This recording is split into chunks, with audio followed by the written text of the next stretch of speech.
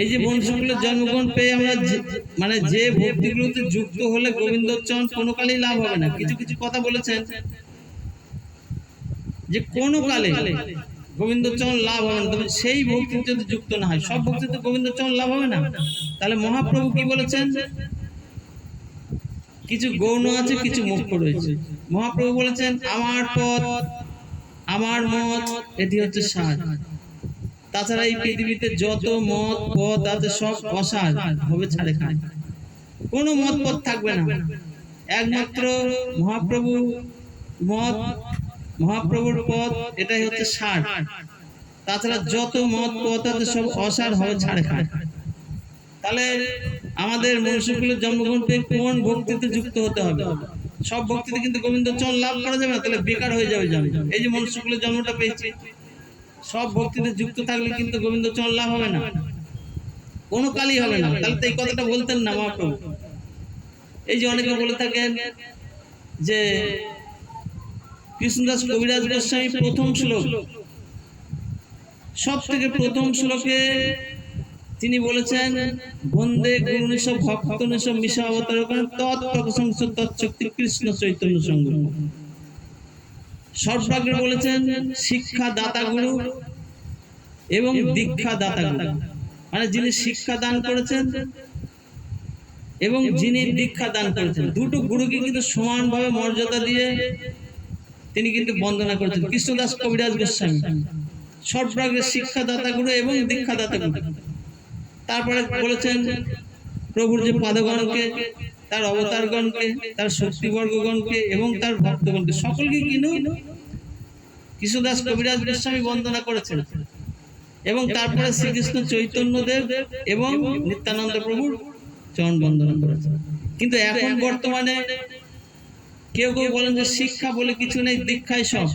তাহলে এখানে কৃষ্ণদাস কবিরাজ গোস্বামী কেন এখানটা কলম দিলেন? প্রথম শ্লোকে বললেন শিক্ষা দাতা এবং দীক্ষা দাতা। তাহলে এখানে কি বোঝাচ্ছে? যিনি শিক্ষা দান করেছেন, দাতা বলতে দান, শিক্ষা দান করেছেন, এবং দীক্ষা বলতে দীক্ষা দান করেছেন। তাহলে দুটো গুরুকে সমানভাবে মর্যাদা দিয়েছেন কৃষ্ণদাস কবিরাজ গোস্বামী। কিন্তু এখন বর্তমানে কিছু কিছু মানে শোনা যায় আর কি, এগুলো আমি কারোর বিচার করছি না, কিন্তু এগুলো মানে বলে অনেক। কিন্তু কৃষ্ণদাস কবিরাজ গোস্বামী প্রথম শ্লোকেই বলে দিয়েছে যে দীক্ষা দাতা, শিক্ষা দাতা এবং দীক্ষা দাতা, তাহলে দুজনকেই মর্যাদা দিয়েছে, দুজনকেই তিনি বন্দনা করেছেন। তাহলে কোন ভক্তিতে যুক্ত হতে হবে? মহাপ্রভু তাহলে যে শিক্ষা গুরুকে, মহাপ্রভু তো দীক্ষা গ্রহণ করেছেন এবং তিনি সন্ন্যাস গ্রহণ করেছেন, শিক্ষা গ্রহণ করেননি কেন? এই কারণের জন্য অনেকে না বুঝে চৈতন্য চরিতামৃত এমন একটা গ্রন্থ, সমস্ত গ্রন্থের সার গ্রন্থ। এই গ্রন্থ বুঝতে গেলে বিদ্বান ব্যক্তিরাও বুঝতে পারেন। চৈতন্য চরিতামৃত গ্রন্থটা হলো সমস্ত গ্রন্থের সার গ্রন্থ। এই গ্রন্থ বুঝতে গেলে গুরু আশ্রিত গুরুর তত্ত্ব ভালো করে আগে বুঝে নিতে হবে, তবে এই তত্ত্বটা কিছু কিছু উপলব্ধি করা যাবে। কারণ এটা হচ্ছে সার তত্ত্ব। যত পৃথিবীতে যত সাধুগুরু বৈষ্ণব রয়েছেন তারা এই গ্রন্থটিকে ফলো করে। চৈতন্য চরিতামৃত গ্রন্থ এটা হচ্ছে প্রেমের রস তত্ত্ব। তাহলে মহাপ্রভু কিছু শিক্ষা দিয়েছেন জাগতিক ভক্তদের জন্য, আর কিছু শিক্ষা দিয়েছেন অন্তরঙ্গ ভক্তদের জন্য। তাহলে দুটো ভক্ত যারা, তাহলে প্রভু কিসের জন্য এসেছেন? বলেন অনর্পিত চরিন চিরাত করুণা অবতীর্ণ কলৌ সমর্পয়িতুম উন্নত উজ্জ্বল রসাংশ ভক্তিস্য হরিপুরট সুন্দর দ্রুতি কদম সন্দীপিত সদা হৃদয় কুন্দ্রস্ফুরত বৎসচির নন্দন। তারপরে তিনি যে অনর্পিত ধনটা কি ধন? উজ্জ্বল ভক্তি। অনর্পিত ধনটা হচ্ছে তার নিজস্ব সম্পদ, উজ্জ্বল ভক্তি সম্পদ। তাহলে সেই ভক্তিটা তিনি বিলাতে এসেছেন। তা সেটা আমরা বুঝছি কি করে কোনটা? সেই ভক্তিটা করে, সেই ভক্তিতে যুক্ত যদি হয় কেউ, তবে ঈশ্বর লাভ কোনো জন্মে হতে পারে। তিনি যেটা দিতে এসেছেন। তাহলে অনর্পিত ধন কাকে বলছে? অনর্পিত যে ধনটা কি তিনি কোন অবতারে দেননি, মানে সত্য, তেতা, দাপর, তিন যুগে সেই ধনটা দেননি। সেটা হচ্ছে তার নিজস্ব সম্পদ। সেই সম্পদটা তিনি কলিযুগে এসেছেন দিবার জন্য সমস্ত সাধারণ মানুষকে। কিন্তু গ্রহণ করেছেন কারা? সকলের জন্যই তো প্রভু নিয়ে এসেছিলেন। যারা গ্রহণ করেছেন তাদের হৃদয়ের মধ্যে একমাত্র চৈতন্য প্রভু প্রকট হয়েছে, চৈতন্য জাগ্রত হয়েছে। যার হৃদয়ের মধ্যে চৈতন্য জাগ্রত হয়েছেন তারা কারা? তারা হলেন এই যে স্বরূপ গোস্বামীরা। স্বরূপ গোস্বামী, শ্রীরূপ সনাতন ভট্ট রঘুনাথ, শ্রীজীব গোপাল ভট্ট দাস রঘুনাথ, এই যে স্বরূপ গোস্বামী তারা গ্রহণ করেছিলেন। তাহলে এবার আমার শিক্ষাগুরুটা কিভাবে আসলো? আরে তিনি তো হলেন শিক্ষাগুরু, তিনি আমার শিক্ষা নেবেন কি? অনর্পিত ধন তিনি তো দিতেই এসেছেন। অনর্পিত সম্পদ উজ্জ্বল ভক্তি সম্পদ। মানে উজ্জ্বল ভক্তিটা কি জিনিস, তাহলে সেটা আমি একটু আলোচনা করব। যে উজ্জ্বল ভক্তি, যে ভক্তিটা দিতে এসেছেন তিনি সমস্ত সাধারণ ভক্তদের জন্য, কিন্তু যারা গ্রহণ করেছেন তারাই তো গোস্বামী। তাদের কোনো জাতপাত আছে? তাদের কোনো জাতপাত নেই, একমাত্র মহাপ্রভুর জাতির জাতি তারা।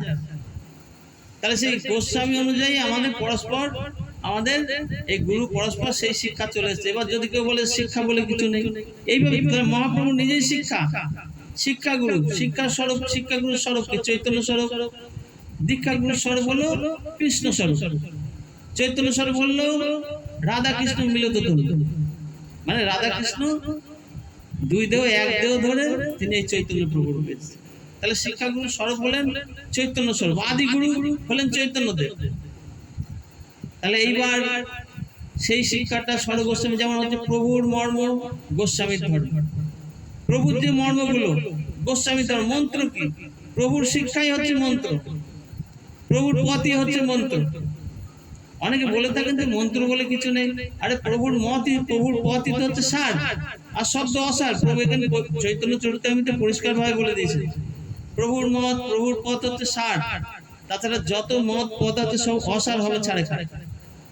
তাহলে এইখানে মহাপ্রভুর কিছু অন্তরঙ্গ ভক্ত ছিল, কিছু বাহিরাঙ্গ ভক্ত ছিল। তাহলে বাহিরাঙ্গ ভক্ত নিয়ে করেছেন নাম সংকীর্তন, ঈশ্বর দর্শন, নৃত্য, গীত, এগুলো বাহিরাঙ্গ ভক্ত নিয়ে করেছেন। আর অন্তরঙ্গ ভক্ত নিয়ে কি করেছেন না প্রেম রস আস্বাদন করেছেন। তাহলে প্রভু দুটো কারণে এসেছেন, কি না তিনি নির্যাস প্রেম রস আস্বাদন করবার জন্য এবং রাগ মার্গের ভক্তি প্রচার করবার জন্য এসেছেন। তাহলে এই যে রাগ ভক্তি, রাগ ভক্তিটা কেমন? আমরা গুরু ঘরে এসেছি, আমরা গুরু ঘরে এসে কিছু কর্ম করছি, কিন্তু আমাদের এই সম্বন্ধে একটু বুঝে নিতে হবে যে রাগ ভক্তি কাকে বলে, কোন ভক্তিতে যুক্ত হলে তবে গোবিন্দ। এর জন্য তো বলেছেন কোটি জন্ম যদি করে কেউ নাম সংকীর্তন তথাপি নাম এলে বোঝের বোজেন্দ্র নন্দন। তাহলে কোটি কোটি জন্ম যদি আমরা নাম সংকীর্তন করে যাই তাহলে বোঝের বোজেন্দ্র নন্দন মিলবে না। তাহলে সেই ভক্তিতে আমরা যদি যুক্ত না হতে পারি তা কোনো কালে মিলবে না। এটি প্রভু বলেছেন। যেমন প্রভু বলেছেন যে এই জগতের লোক মরে করে বিধি ভক্তি, বিধি ভক্ত আমার পাইতে না রে শক্তি। বিধি ভক্তটা কি বলছে? বিধি ভক্ত মানে এই জগতের লোক সবাই করে আমার বিধি ভক্ত। এই বিধি ভক্ত আমার পাইতে না রে শক্তি, মানে কোনো কালেই পাবে না, মানে পেতে পারে এই কথা বলেন, যে পাবে এটা বলেন। তাহলে বিধি ভক্তটা কি? এই যে আমরা ভবিষ্যন্ন করছি, নিয়মাদি মানে সমস্ত কিছু নিয়ম, এই একাদশী, হবিষ্যন্ন, পূজা পাঠ, এগুলো সব হচ্ছে বিধির মধ্যে পড়ছে। তাই মহাজন বলছে ত্যায্য করো বেদির বিধি, মানুষ ভজ নিরবধি, তোমার ধর্ম কর্ম পাপ পুণ্য আদি ক্ষয় হলে হবে ভোজ রসল। তাহলে এগুলো সব হচ্ছে বিধি, ধর্ম কর্ম পাপ। কোন পাপটা কি? পাপ করলে আমাকে নরক ভোগ করতে হবে, পুণ্য করলে আমাকে স্বর্গ ভোগ করে আবার সেখান থেকে বিতাড়িত হতে হবে, পাপ করলে আমাকে নরক ভোগ করে আবার বিতাড়িত হতে হবে। তাহলে যিনারা হচ্ছে প্রকৃতপক্ষে কৃষ্ণ ভক্ত তারা কোনোদিন এই পাপ পুণ্যের অতীত হয়ে যায়, পাপ গ্রহণ করে না, পুণ্য গ্রহণ করে না। ধর্ম কি? ধর্ম হলো বেদ বিহিত কর্মকে ধর্ম বলা হয়। অধর্ম কি? বেদ নিষিদ্ধ কর্ম হচ্ছে অধর্ম। তাহলে এগুলো কৃষ্ণ ভক্তের কোনো লক্ষণ না। কৃষ্ণ ভক্ত কাকে বলেছিল? কোন ভক্তিতে যুক্ত হলে সে কৃষ্ণ ভক্ত হয়? সব ভক্তি তো কৃষ্ণ ভক্তকে বিচার তো সেইভাবে করেনি। শাস্ত্রে কি বলেছেন আমি সংক্ষেপে একটুখানি কথা বলি। যে যেমন হচ্ছে এই যে আমাদের প্রথমে যেমন গীতায় বলেছে যে বর্ণ ভক্তি, যেমন মহাপ্রভু রায় রামানন্দ বললো, শ্লোক জিজ্ঞাসা করে বললেন করো শ্লোক সাধ্যের নির্ণয়, তা বললেন স্বধর্ম আচরণে বিষ্ণু ভক্তি। স্বধর্ম আচরণ যেমন চারটে বর্ণের চারটে ধর্ম রয়েছে।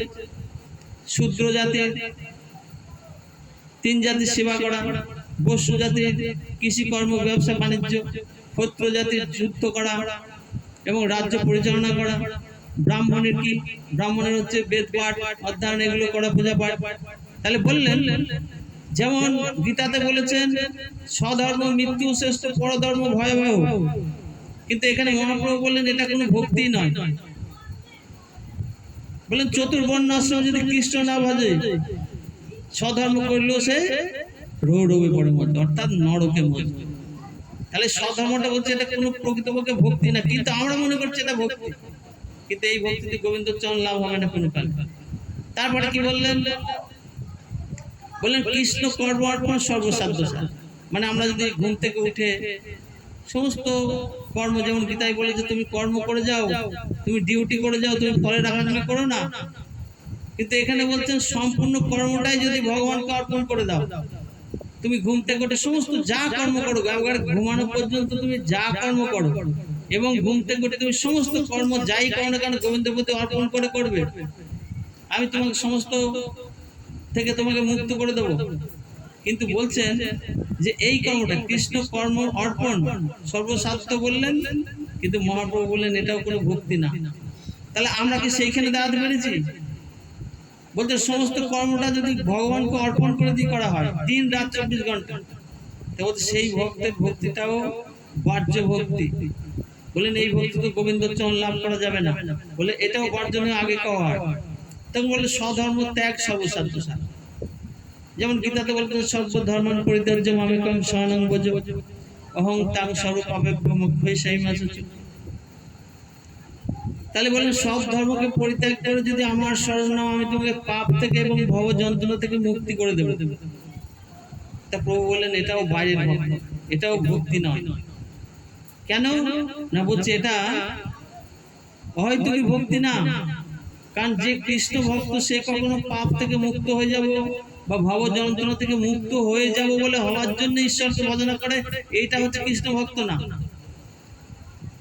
যে পাপ থেকে এবং ভব যন্ত্রণা থেকে মুক্ত হওয়ার জন্য গোবিন্দের ভজনা করছেন, সে কিন্তু কৃষ্ণ ভক্ত না। তাই বলেন এই ভক্তিটা হচ্ছে বাহ্যনীয় ভক্তি, বাইরের ভক্তি, এটা প্রকৃতপক্ষে ভক্তি না।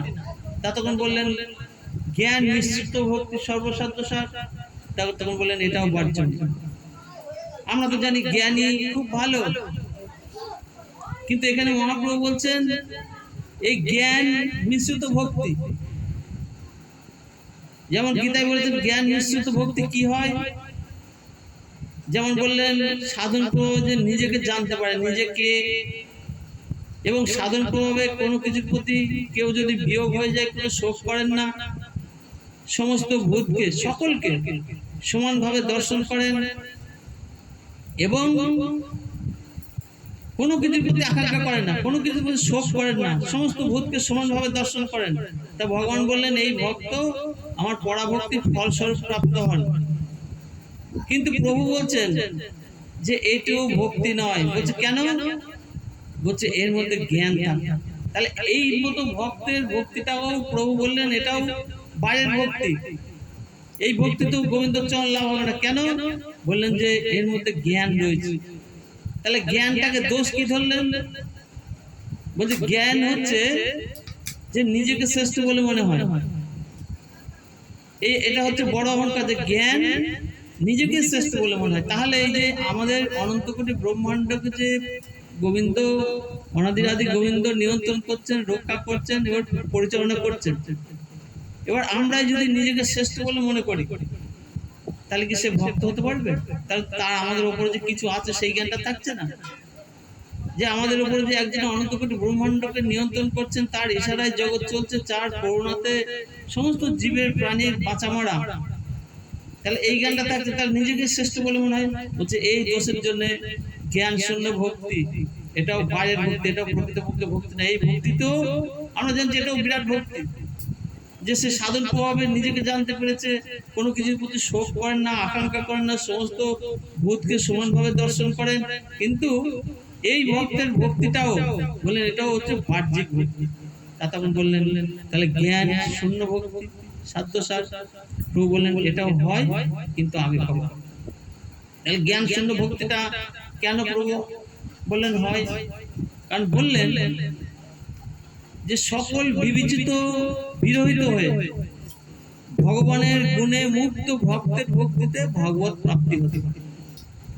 বলছে ভগবত উন্মুখী যে বুদ্ধি, বলছে এটা কোটি কোটি জন্মের সুকৃতি বা পুণ্যের প্রভাবও তার লক্ষ্য হয় না। আবার বললেন সহজভাবে হয় কিরকম?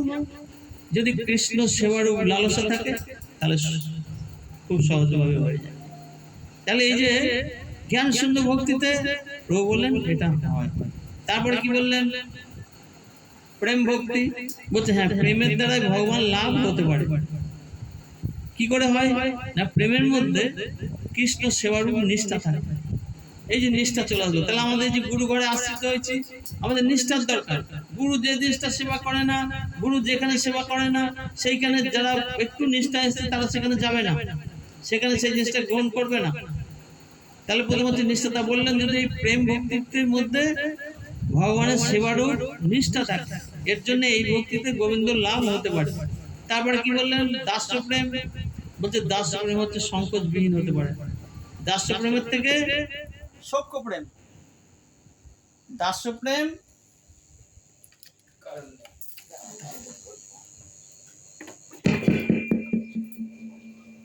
হরে কৃষ্ণ।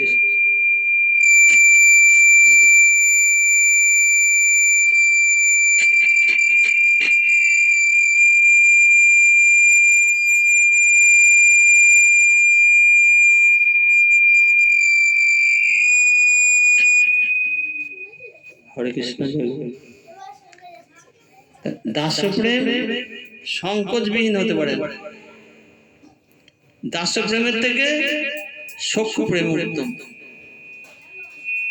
কেন দাস্য প্রেমের থেকে সখ্য প্রেম উত্তম? কেন? কারণ সখ্য প্রেম হলো ভগবানের প্রতি কোনো বিরাটত্ব থাকে না, অর্থাৎ যে ভগবানের যে সখাগুলো, যে ভগবান যে বিরাট কিছু, এটার বোধক থাকে না। কিন্তু সখ্য প্রেমের থেকে বাৎসল্য প্রেম উত্তম। কেন না? বাৎসল্য প্রেম হলো যে ভগবানকে তারণ ভর্ষণ এবং বেঁধে রাখানোর ক্ষমতা রাখে, এটাও চূড়ান্ত প্রেম। কিন্তু তারপরে কি বললেন? যে মধুর প্রেম, কান্তা প্রেম।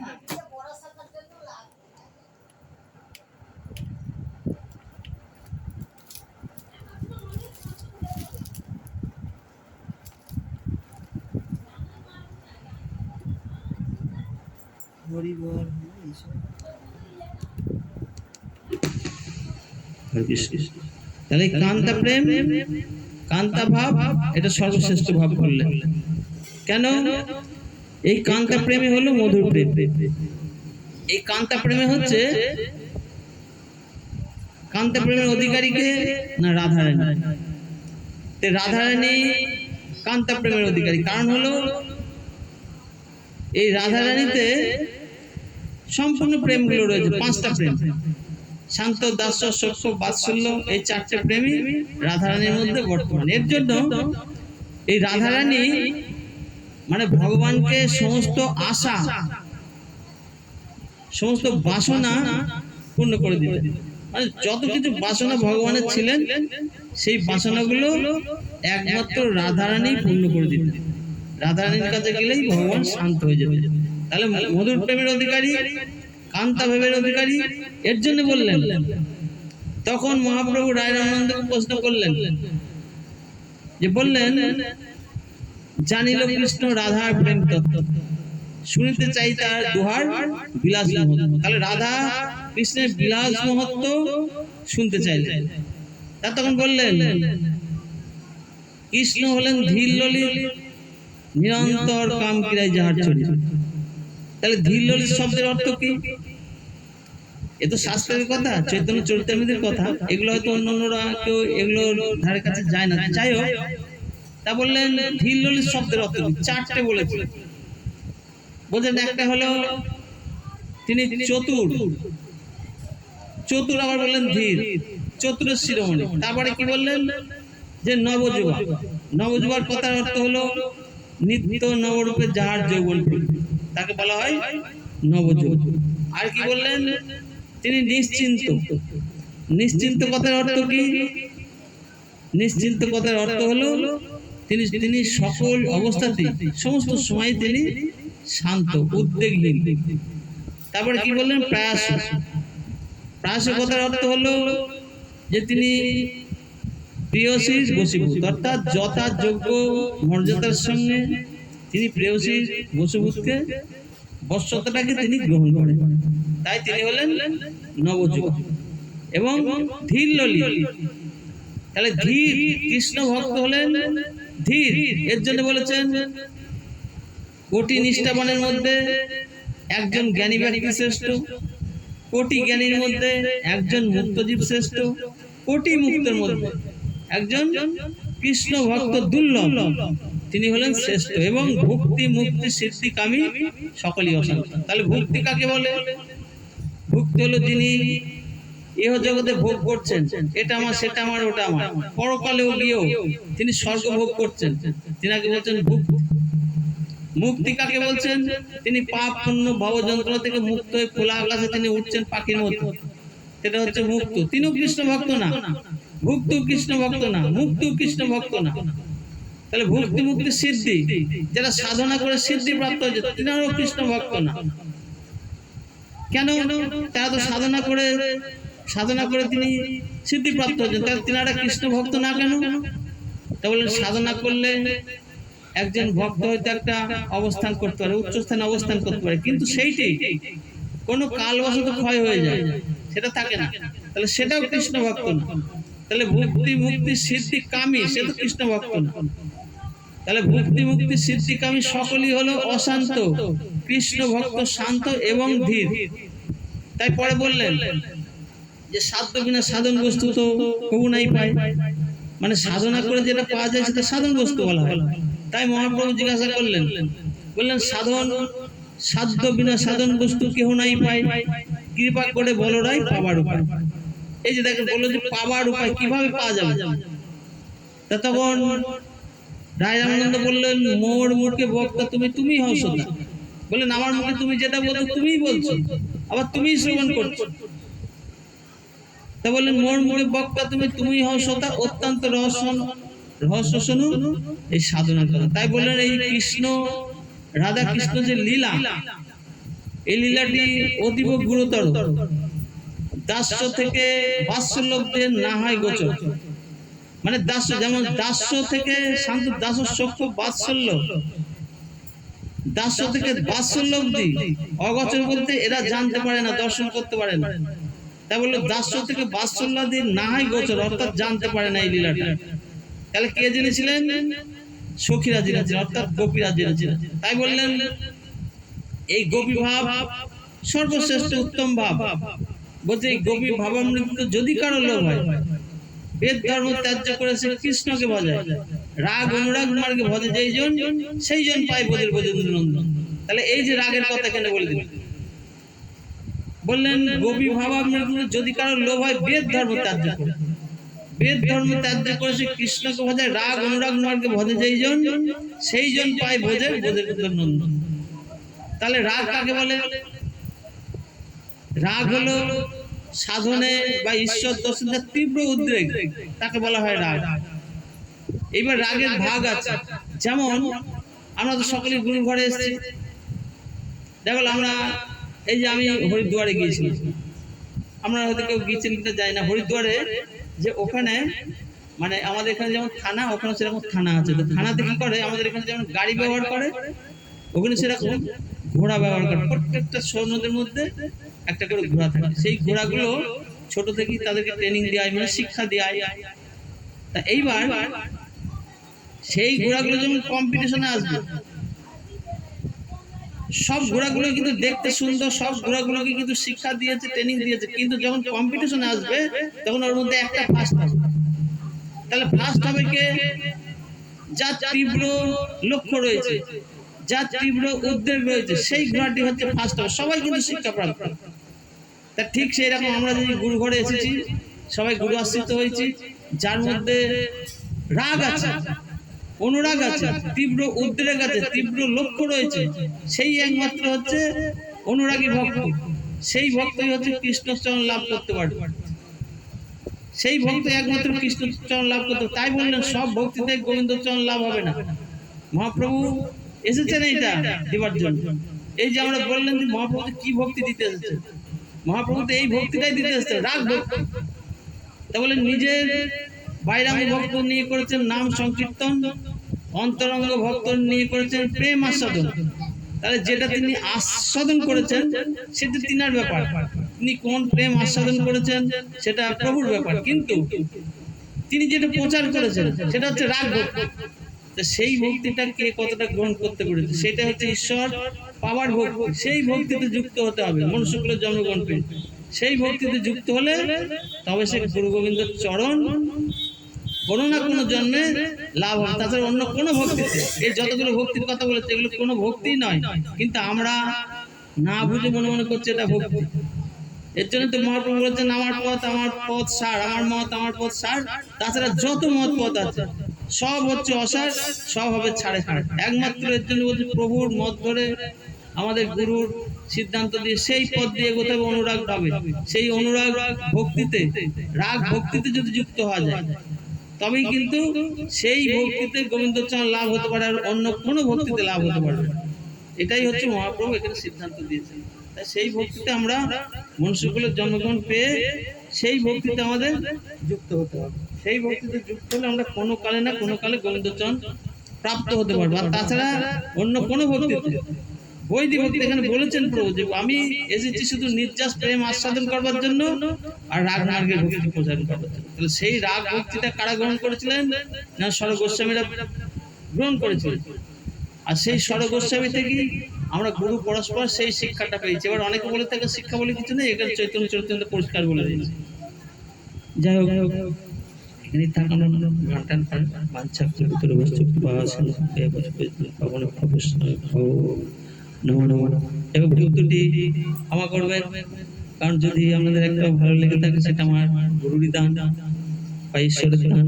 আর যদি কোনো গ্রহণযোগ্য না হয়ে থাকে এটা তার জন্য প্রার্থনা করছি। পাঞ্চা কল্পতরুভশ্চ কৃপা সিন্ধু পতিতানাং পাবনং বৈষ্ণবে ভব। জয় জয়।